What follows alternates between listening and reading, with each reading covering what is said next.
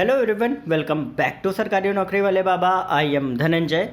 जितने भी हमारे स्टूडेंट जो ईसीजीसी का प्रोबेशनरी ऑफिसर का अगर आप नोटिफिकेशन का वेट कर रहे हैं तो आपको कहीं ना कहीं उसके बारे में आपको बहुत सी ऐसी चीज़ें आपको जान लेनी ज़रूरी होती हैं, क्योंकि उनसे आपको एक जो मोटिवेशन मिलता है वही आपको फाइनली एक मोटिवेट करता है उस पोस्ट में सेलेक्ट होने के लिए। तो आज मैं आपको क्या क्या पर्क्स एंड अलाउंस आपको दिए जाते हैं जब आप ईसीजीसी में अगर आप एज ए पीओ सेलेक्ट होते हो। आपका ओवर टाइम क्या दिया जाता है, जैसा आप सभी को पता है कि बैंक वगैरह में ओवर टाइम इतना नहीं दिया जाता है, लेकिन यहाँ पे आपको दिया जाता है। अगर आप अलग से किसी भी छुट्टी पे अगर आप ऑफिस आते हो तो उस टाइम पे आपको क्या अलग से एक्स्ट्रा पैसे वगैरह दिए जाते हैं, ठीक है, एक्स्ट्रा अलाउंस आपको मिलता है। और आपको क्या हायर लोन फैकल्टी आपको दी जाती है कि नहीं दी जाती है, किस तरीके से उसका प्रोसीजर होता है, ये सारी चीज़ें आज मैं आपको इस वीडियो में मैं बताऊँगा। सो मेक श्योर स्टूडेंट्स आप इस चैनल को सब्सक्राइब जरूर कर लें, क्योंकि आगे आपको बहुत सी ऐसी अपडेट्स हैं जो यहाँ पर आपको मिलने वाली है, जिससे आपको टाइमली नोटिफिकेशन जो है वो आपको मिलता रहे। ठीक है, आप लोग सब्सक्राइब नहीं करते हो तो प्लीज़ सब्सक्राइब जरूर करें। ठीक है, तो सबसे पहले हम चलते हैं, बात करते हैं पर्स एंड अलाउंस के बारे में। ठीक है, तो सबसे पहले उसके पहले मैं आपको बता दूं कि होता क्या है कि प्रोबेशनरी ऑफिसर की अलग अलग पोस्टिंग्स आपकी रहती है। जैसे मान लो आपके अकाउंट्स में भी रहती है, लीगल में भी, कंपनी सेक्रेटरी में, एक्यूटरी में, आईटी में, इकोनॉमिक्स में, कॉमर्स में, जर्नलिस्ट में। तो इस तरीके से आपकी जो पोस्ट होती है वो आपकी डिवाइड रहती है। अब ये जो पोस्ट हैं ये आपकी 2018 की आपकी पोस्ट है, जिस हिसाब से बाइफर्केशन आपको दिया गया है। ठीक है, उसी हिसाब से एजुकेशन क्वालिफिकेशन भी आपको चाहिए होती है। ठीक है, अब इसके बाद हम आगे बढ़ते हैं। तो होता क्या है कि इन सभी में जिस हिसाब से आपको अलग अलग बाइफर्केशन मिल रहा है उसी हिसाब से आपके अलाउंस जो होते हैं वो आपके बटे होते हैं। हर पोस्ट के लिए आपका अलग अलाउंस जो होता है वो आपका होता है।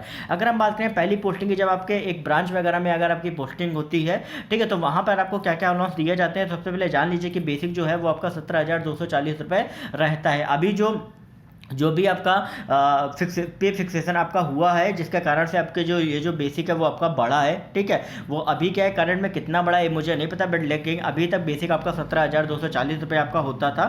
ठीक है, अगर हम बात करें अलाउंस की तो इसमें आपका जो सबसे पहला होता है, एक तो आपका डीओ आप सभी को पता है, एचआरए आपको मिलता है, सभी को पता है। एक सीसीए होता है। अब सीसीए क्या होता है, ये आपका होता है सिटी कंपनसेटरी आपका अलाउंस, आपका सीसीए जो होता है वो आपका होता है। फिर चौथा आपका होता है कन्वेंस अलाउंस आपको मिलता है, जो कि आपको आपके आपके घर से ऑफिस तक का आपका जो होता है वो आपको कन्वेंस अलाउंस आपको जो होता है वो आपको दिया जाता है। लगभग आप मान लीजिए कि ये जो आपका होता है ये 600 रुपये के आसपास आपका कन्वेंस अलाउंस आपको दिया जाता है। बात करें मेडिकल अलाउंस जो होता है वो आपको अलग से दिया जाता है। इसके अलावा आपको न्यूज़पेपर अलाउंस भी आपको अलग से मिलता है, लीव ट्रेवल अलाउंस भी आपको दिया जाता है, लोन फैकल्टी दिया जाता है। जैसे मान लीजिए कि अगर आपको कोई लोन चाहिए वो घर वगैरह खरीदने के लिए, कार वगैरह के लिए, तो वो आपको बहुत ही कम इंटरेस्ट में आपको लोन फैकल्टी ये प्रोवाइड कराता है, क्योंकि ऑलरेडी इसका नाम ही है ईसीजीसी। मतलब क्या हो गया आपका कि क्रेडिट गारंटी कॉरपोरेशन। ठीक है, तो इस तरीके से आपका रहता है।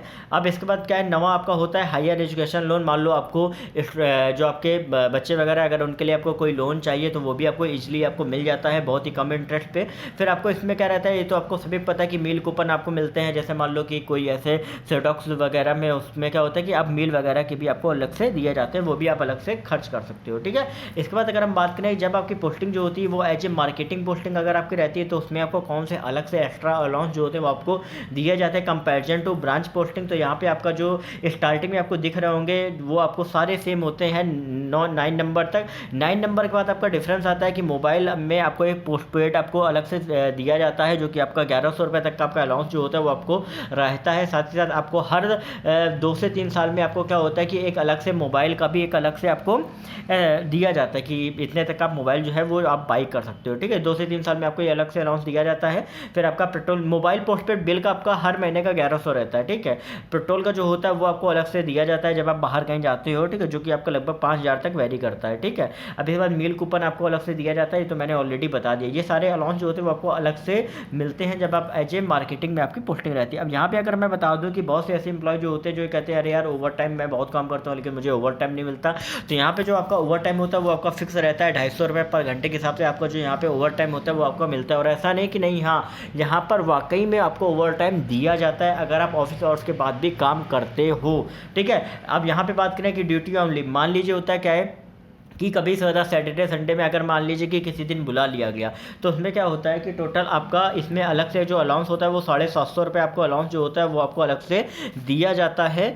लेकिन ये आपका लिमिटेड होता है, मतलब मैक्सिमम 1 महीने में आपका 3 छुट्टी से ज़्यादा पे आप ड्यूटी पे नहीं आ सकते हो। तो ओवरऑल क्या है कि आपका 3 ही छुट्टियाँ एक ही महीने में काउंट होती हैं अगर आप ड्यूटी पे अगर आप लीव पे आते हो, ठीक है। तो इस तरीके के आपके अलाउंस जो होते हैं वो आपको दिया जाते हैं जब आप ECGC में as a probationary officer select होते हो। तो कहीं ना कहीं आपको जो नोटिफिकेशन है वो आपका अप्रैल फर्स्ट वीक में आने वाला है। मार्च आपके एग्जाम है वो आपके जून में होने वाले हैं। तो प्लीज़ स्टूडेंट्स आप सभी प्रिपरेशन में लग जाइए। जो भी स्टूडेंट जो SBI PO और IBPS PO से बाहर हुए हैं, आपके पास इससे बेहतर मौका नहीं हो सकता नौकरी पाने का। और आप सभी को पता है कि ये इसका जो एग्ज़ाम कराने का और वैकेंसी कंप्लीट कराने का जो टेन्योर होता है वो 5 महीने में ही पूरा कंप्लीट हो जाता है। तो आप हो सकता है कि आगे आने वाले अक्टूबर या नवंबर तक आप फाइनली इस पोस्ट पे सेलेक्टेड हो। कहीं ना कहीं आपकी फैमिली जो होती है वो कहीं ना कहीं आपके ऊपर एक प्राउड फील करती है। तो प्लीज़ आप लोग अभी से प्रिपरेशन स्टार्ट कर दीजिए और कहीं ना कहीं आप चैनल को सब्सक्राइब जरूर करिए आगे आने वाली अपडेट्स के लिए।